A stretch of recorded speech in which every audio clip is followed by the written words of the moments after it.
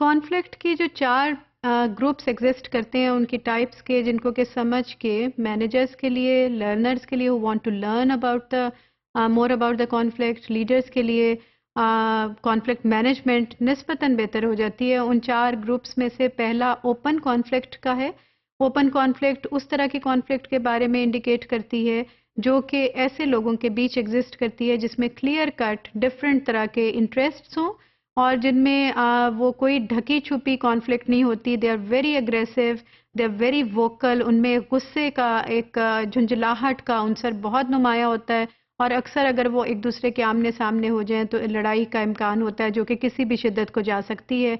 अक्सर इसका ताल्लुक किसी कदीम दुश्मनी से, पुराने एक्सपीरियंस से, कोई एक बिजनेस राइवलरी से, इस तरह का एक होता है जो कि ऑब्वियस भी है और जिसकी वजह से कि उनमें इतनी शदीद एक गैप, एक बीच में उनके फासला आ चुका होता है कि जिसको ब्रिज करना बहुत मुश्किल है।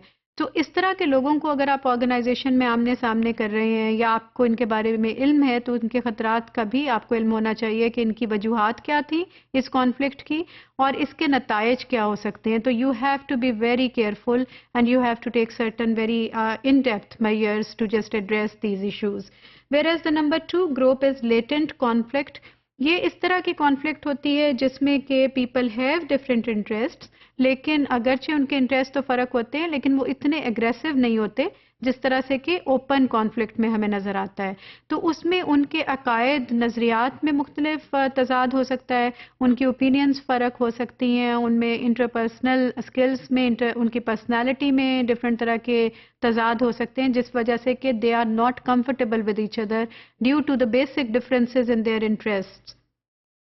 But at the same time they are mature enough कि उनको ये भी मालूम होता है कि हमने इसको कंट्रोल करके कैसे चलना है और उसको वो बहुत ज़्यादा ओपनली अपने गुस्से का इजहार नहीं करते, but it is noticeable, it is obvious और उनके दरमियान वो जो एक डिफरेंस है, अगेन वो जो एक गैप है, उसकी वजह से उनकी वर्किंग कंफर्टेबल सिनेरियो में नहीं होती।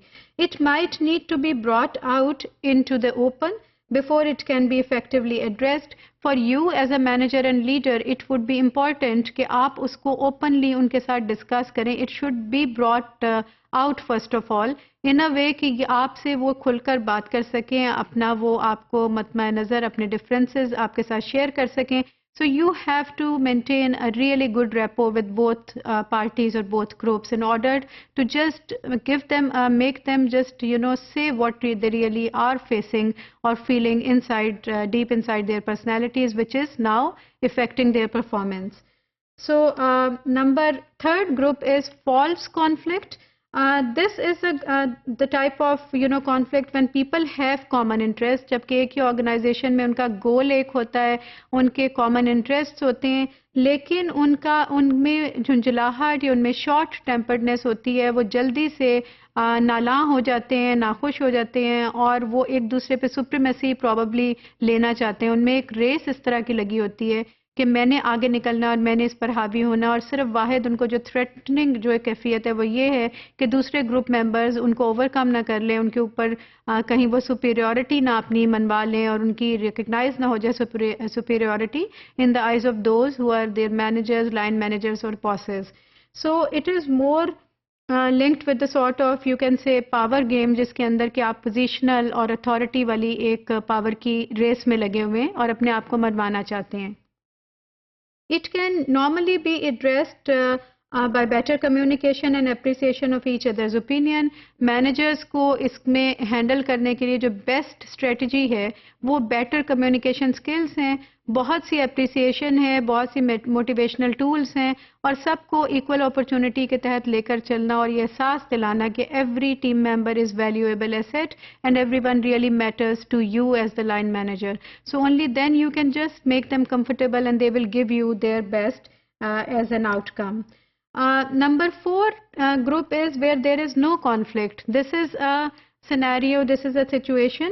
It occurs when people have common interest and compatible behavior. If somebody is not, responding well, they will also be quiet.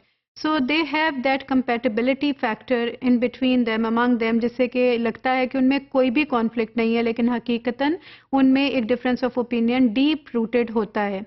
अगर बज़ाहिर ये भी नज़र आए कि सब चीज़ें बिल्कुल खामोश हैं और कोई भी कॉन्फ्लिक्ट नहीं है, again it's a question mark and it's a worrisome moment जिसमें कि आपको देखने की ज़रूरत है कि हकीकत क्या है। अगर ऐसा तो नहीं कहीं कि everybody has simply given up, everybody is so demotivated that they really don't want to share their opinion, or are they really scared and threatened to say anything.